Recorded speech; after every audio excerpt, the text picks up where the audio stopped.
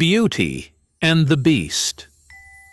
Long ago, in a distant land, there lived a wealthy merchant with 3 daughters. The youngest was named Beauty, and she was unlike her sisters in every way. While the elder 2 desired fine gowns, jewels, and parties, Beauty loved books, music, and quiet walks in the garden. She was gentle, kind, and saw goodness where others did not. One day the merchant's fortune was lost.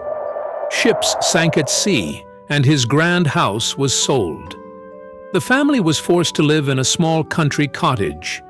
The elder daughters complained bitterly. "Why should we live like peasants?" cried the first. "I will never do chores," wailed the second. But Beauty only smiled. "We will manage. Happiness is not in riches, but in love." And she worked hard to keep the little home warm and bright. Months later, news arrived. One of the merchant ships had returned to port, carrying goods.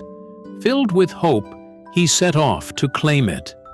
Before leaving, he asked his daughters what gifts they would like. "Bring me silks," said the first. "Bring me diamonds," said the second. But Beauty only whispered, "Bring me a single rose, father, for they do not grow here." The merchant promised and set out. When he reached the port, his hope crumbled. The ship was ruined, and his goods were seized for debts. Saddened, he began his journey home. Snow fell thick, and he soon lost his way in a deep forest. Just as night fell, he saw a strange castle. Though its gates were open, no one appeared. Inside, the tables were set with food, the fire blazed, and a bed awaited. "Surely the master is kind," thought the merchant. He ate, rested, and in the morning, as he left, he noticed a rose garden. Remembering Beauty's wish, he plucked a single red rose. At once, a terrible roar shook the air. Out from the shadows stepped a creature, half man, half beast. His eyes blazed, his teeth shone sharp. "Thief!" the beast thundered. "I gave you food and shelter, and you repay me by stealing my roses." The merchant trembled. "Forgive me." The flower was for my daughter. She wished for nothing more. The beast growled, then fell silent. "I will spare your life, but only if your daughter comes willingly to live here in your place." Terrified, the merchant agreed. When he returned home, his daughters gasped at the rose. He told them the tale, weeping. "The beast demands, one of you must go." The elder sister shrieked, "Never! We will not sacrifice ourselves." But Beauty, though afraid, lifted her chin. "Father, you gave the rose for me. I will go. Perhaps the beast is not as cruel as he seems." The next morning she kissed her father and sisters goodbye and rode to the castle. The beast greeted her with solemn eyes. "Do not fear. You shall not die here. All I ask is that you dine with me." To her surprise, the castle was wondrous. Music played by unseen hands, doors opened at her touch, and gowns appeared in her chamber. Each night, the beast joined her for supper. At first, she trembled at his appearance. His voice was deep, his claws sharp, but he spoke kindly, asked about her day, and listened to her stories. Over time, Beauty began to see beyond his form. One evening, after supper, the beast asked softly, "Beauty, will you marry me?" She lowered her eyes. "You are kind, but I cannot. Forgive me." The beast sighed.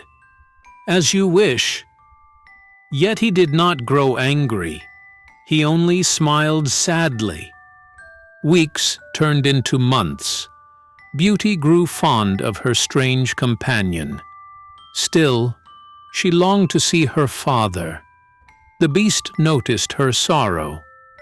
"If you wish to visit your family," he said, "you may.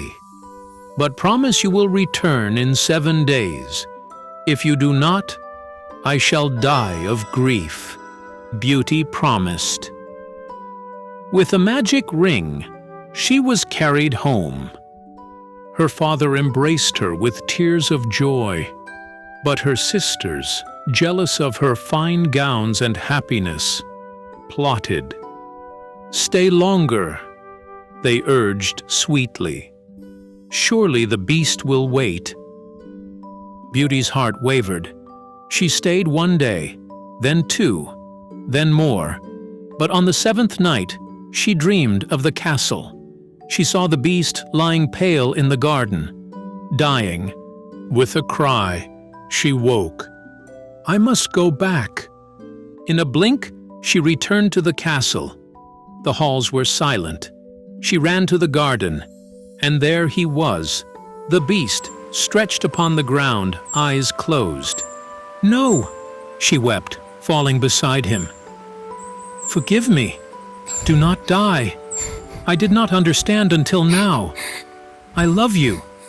I will marry you. Only live." At her words, light burst around them. The Beast's body shone, twisted, and changed. Before her stood not a monster, but a handsome prince. Beauty gasped. "What has happened?" The prince took her hand. "I was cursed long ago. Only when someone loved me despite my form could the spell be broken. Beauty, you have freed me." The castle came alive with joy. Servants appeared, the gardens bloomed, and bells rang across the land. Beauty and the prince were wed in splendor. But more than that, they were truly happy. For Beauty had learned that love is not in appearance, but in kindness, patience, and a heart that sees beyond the surface. And so, Beauty and her Beast, now Prince, lived happily ever after. The end.